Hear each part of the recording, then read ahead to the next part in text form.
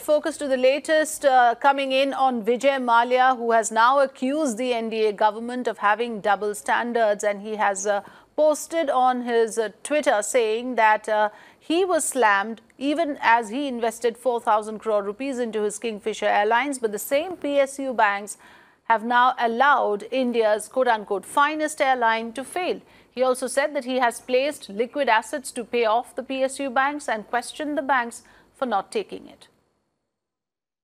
Neha Kulkarni joining us on the phone line. So Neha, primarily what Vijay Mallya is questioning is that why such benevolence shown to Jet Airways, where a similar treatment was not given to Kingfisher Airlines. On the other hand, even his best efforts to retrieve and to actually help the airline was slammed. So these are the questions being raised, but what significance does this have at this point in time, Neha?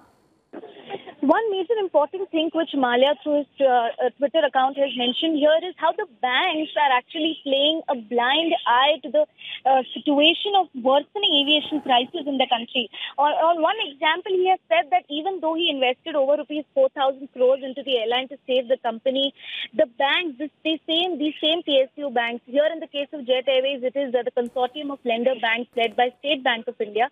They are playing a blind eye. They are not trying to loan money to this airline and at least give it some operational start so that the operations of the aircraft, the operations of the flight can be restarted. What he's trying to blame the banks here and in turn the government for saying that why can't you all pump some initial set of funds into this aircraft so that it would not see this situation. As far as Jet is concerned, we know right now that the government as such has not given any say on lending money, but we have seen an initial input of rupees 1,500 crores being given from the lending banks here. So this is a statement which Mallya is making, that if this was the situation which was similarly for Kingfisher, why can't they save Jet now, which was considered to be one of the best airlines of the country with the finest of workforce of 23,000 employees. So he's trying to point out the same situation of what happened with the Kingfisher here. All right. Thanks for joining us with your inputs on this, Neha.